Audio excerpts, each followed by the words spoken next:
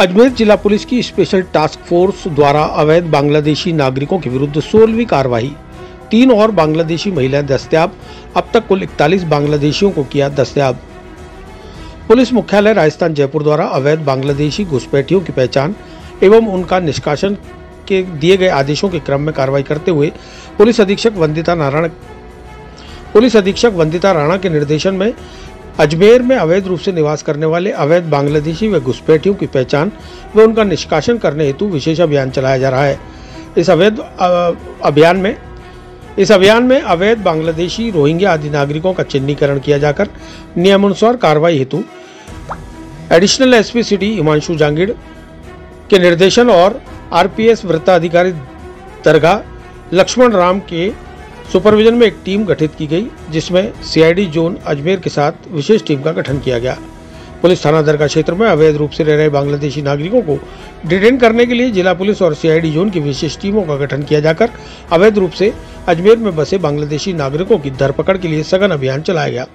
गठित टीम द्वारा अभियान के दौरान मुखबिरान से सूचना संकलन कर तकनीकी साधनों व विभिन्न जानकारियों व सघन तलाशी के आधार पर दरगाह बाजार, जालियान कब्रिस्तान, अंदरकोट, नई सड़क, तारागढ़ की पहाड़ी, बड़े पीर का चिल्ला, लंगर खाना गली, चश्माए नूर, तारागढ़ के अन्य संभावित क्षेत्रों में रह रहे संदिग्ध करीब 8-10 खानाबदोश व्यक्तियों को डिटेन किया जाकर पूछताछ की गई, जिनमें से 3 महिलाएं श्रीमती पन्ना बेगम उर्फ अमीना पुत्री मोहम्मद हैदर, उम्र 42 वर्ष, निवासी गांव जुरैन, तुला बगीचा, डाकघर Faridabad, Shyampur, Dhaka south city corporation, Banka, Bangladesh. दूसरी श्रीमती समीरा पुत्री मोहम्मद बुशीरा, जुरैन, तुला बगीचा, डाकघर Faridabad, Dhaka south city corporation, Dhaka Bangladesh.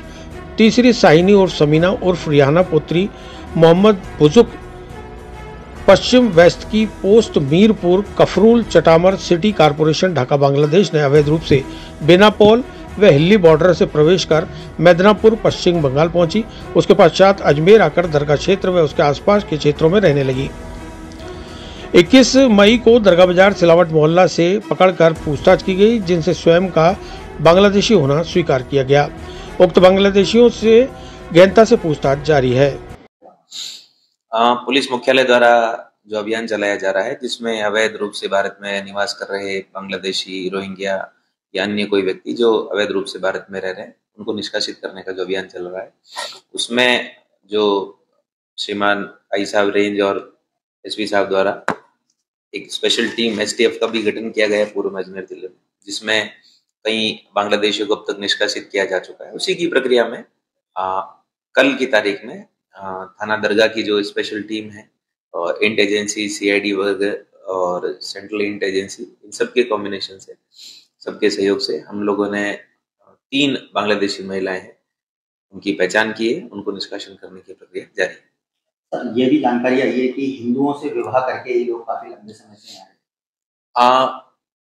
कल जो ग्रामीण क्षेत्र है अजमेर का, अजमेर ग्रामीण में रूपनगढ़ थाना के अंतर्गत इस प्रकार की जो बांग्लादेशी महिलाओं की पहचान की गई थी, उसमें से जरूरी आया था कि स्थानीय लोगों से शादी की हुई थी उनकी। ये सिटी में जो पकड़ी गई है दरगाह क्षेत्र में, लाखन कोटड़ी एरिया में, उन्होंने किसी प्रकार की जो शादी है यहाँ स्थानीय लोगों से की थी, लेकिन हिंदू व्यक्ति से नहीं की। क्या अभी तक की जानकारी में इंट्रोगेशन में आया कि किस तरह से ये लोग अजमेर तक आ जाते हैं और कितने लंबे समय से लोग रहते हैं? इसमें जो 3 महिलाएं हैं, इसमें जो पन्ना बेगम उर्फ अमीना है, ये काफी समय से यहाँ अजमेर में रह रही थी और इसकी एक बच्ची भी है। उस बच्ची समीरा, जिसका नाम डॉटर ऑफ मोहम्मद बुशीरा है, ये दोनों ढाका की रहने वाले हैं। इसके अलावा इनकी पूछताछ में एक और महिला का नाम सामने आया, जिसका नाम सानी उर्फ समीना उर्फ रिहाना है, जो मोहम्मद बुजुक मोहल्ला की बेटी है, 43 वर्षीय। इस प्रकार पूछताछ से ये माँ और बेटी और उसके साथ ही एक तीसरी अन्य महिला, तो कुल मिलाकर 3 महिलाओं की पहचान बांग्लादेशी के रूप में होना ज्ञात हुआ है। संयुक्त पूछताछ नोट में इन्होंने पूछताछ के दौरान स्वीकारा है कि ये बांग्लादेश की रहने वाली है।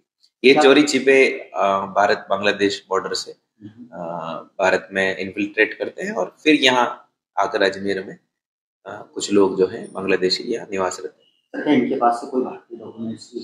हाँ, जो स्थानीय रूप से रहने वाले हैं तो उन्होंने आधार कार्ड वगैरह बनवा लिए थे। तो उसमें UIDAI को हमने लिखित में भेजा है कि इनका जो आधार कार्ड है, जो चूंकि ये बांग्लादेश की नागरिक है, इनका आधार कार्ड जो है वो रद्द किया जाए और जो भी इंडियन डॉक्यूमेंट्स है उसको रद्द किया जाए और बांग्लादेश का इनका जो रिकॉर्ड है वो साथ में लगाकर भेजा जाए। सर क्या ऐसे लोगों को भी डिटेन किया जा रहा है कि जो ऐसे लोगों के लिए इस तरह के आधार कार्ड या भारतीय दस्तावेज के लिए तैयार करते हैं?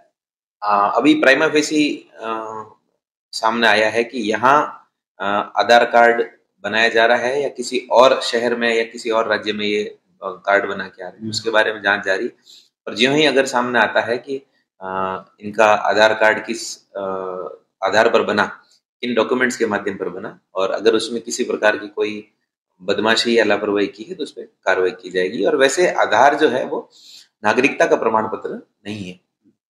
अब तक कुल कितने डिटेन कर चुके बांग्लादेशियों में रिसेंट ही आज 3 और कल 3 महिलाएं डिटेन की जा चुकी थी। पूर्व में 31 लोगों को अब तक अजमेर जिले से इस वर्ष में अभियान के दौरान और अभी पुलिस मुख्यालय द्वारा जो अभियान चलाया जा रहा है उसके तहत डिटेन और वापस बांग्लादेश भेजने की कार्रवाई की जा रही है। चिरंजीवी भव भाग 1 7 चिरंजीवियों के रहस्य की वैज्ञानिक खोज करें।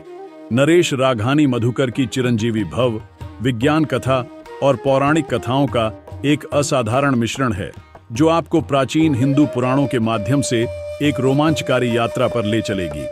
हिंदी और अंग्रेजी में उपलब्ध है। अपनी कॉपी आज ही बुक करें।